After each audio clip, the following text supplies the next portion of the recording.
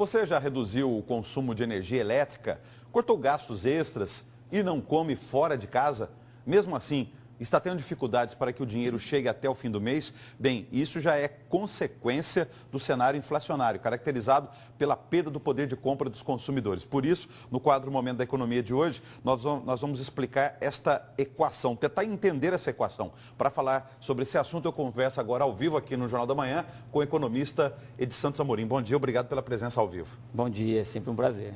Sobre essa questão, o que está acontecendo? Nós estamos ganhando menos ou as coisas subiram acima da recomposição salarial dos trabalhadores? Na verdade, são as duas situações, né? A inflação, ela diminui o poder de compra do dinheiro e automaticamente ela permite o aumento de preços. E aí o salário do trabalhador não acompanha essa equação. Ou seja, a inflação ela é medida quinzenal, mas ela tem o índice oficial mensal e o salário não é o reajustado mensalmente. Então a sensação é que a renda do trabalhador ela vem sendo corroída mês a mês e aí não há como você superar esses problemas estruturais que é a inflação brasileira. Pois é, maio foi database de aumento salarial de muitas categorias de trabalhadores. Oscilou aí entre 6,5% até 10%. Quer dizer, mesmo tendo aí um reajuste nesse percentual, nesse índice, o trabalhador não consegue continuar comprando o que ele comprava e pagava antes, é isso? Ele não consegue, porque se aumenta aí em torno de 8% a 10%, o aumento médio dos produtos hoje está superior a esses aumentos da renda do trabalhador, ou seja, quase que o dobro, dependendo de determinados produtos, principalmente da cesta básica, ele praticamente dobra qualquer aumento que o trabalhador venha ter hoje na sua renda. Então, por exemplo, o trabalhador hoje tem uma renda de aproximadamente R$1.000 e aí ele tira ali R$400 todo mês para fazer uma compra de supermercado. Vamos imaginar que na data de hoje ele tirou R$400 para ir no supermercado, teve um ganho real aí de 10%, né? E daqui a 2 dias ele foi no supermercado, os produtos aumentaram 20%. Ou seja, ele perdeu R$400, na média ele teve um aumento nulo, porque o aumento dos produtos foram superior do que a renda, o aumento real que ele deveria ter no teu salário. E como no Brasil nós temos uma política tributária, por exemplo, vou pegar o caso do ICMS, que nós tributamos o consumo no Brasil, mais do que a renda.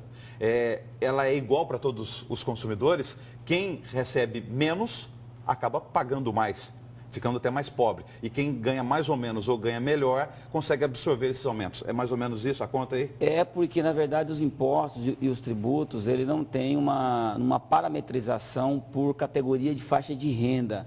Ele é aumentado para todo mundo de igual. Ou seja, um pacote de arroz, por exemplo, que aumenta de preço, é para qualquer pessoa. É para todos. Agora, o que diferencia é que, dependendo do teu poder de compra, você vai comprar um arroz com um custo mais barato. Se você comprava um arroz tipo 1 ou tipo A, da melhor qualidade, infelizmente, nessa nova readequação do seu custo de vida, você é obrigado a comprar um arroz de categoria B ou C inferior para poder manter. E qual que é a estratégia, a saída para essa família de baixa renda que quer continuar tendo um mínimo de qualidade de vida?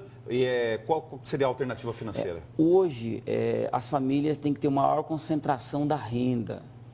É só observar aí para não explorar os filhos de menores para ir para o mercado de trabalho, mas fora isso, a renda toda da família ela é importante, porque nesse período aí que já é dado como recessão na economia brasileira, a economia que praticamente vai ser crescimento nulo em 2015, então procurar a soma da renda das famílias e também fazer saldo, procurar acumular qualquer tipo de economia hoje para poder poupar, porque em tempo de recessão, em tempo de crise, podemos ser pego de surpresa e aí quem tiver guardado aí, que seja o mínimo possível todo mês, vai sobressair nesse período. Exemplificando isso que o senhor acabou de dizer aí, não basta termos só o chefe da família ou a chefe da família, o pai ou a mãe como mantenedor daquela família.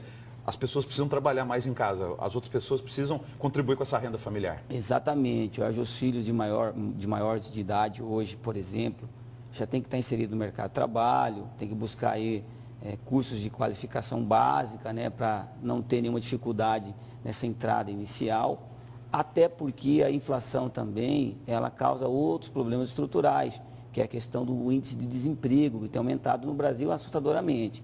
Então, é buscar esses meios aí de colocar a família para participar e uma educação financeira doméstica, dentro de casa. Entender o que é a soma dessas rendas, separar os custos fixos e os custos variáveis, priorizar esses custos fixos que tem que ser pago todo mês, definir o percentual da sobra de todos esses investimentos domésticos para poder guardar. Mas isso, de certa forma, já vem sendo feito em outros momentos daqui no país. Por exemplo, o caso dos aposentados, pensionistas, pessoas idosas, às vezes, e em algumas regiões do país, é que são as pessoas que, na verdade, acabam bancando a família, cuidando de netos, de sobrinhos, de filhos. Isso também já acontece dentro de casa. Hoje, os avós, principalmente, têm adotado na família um neto, 2 netos, para poder desafogar um pouco essa crise.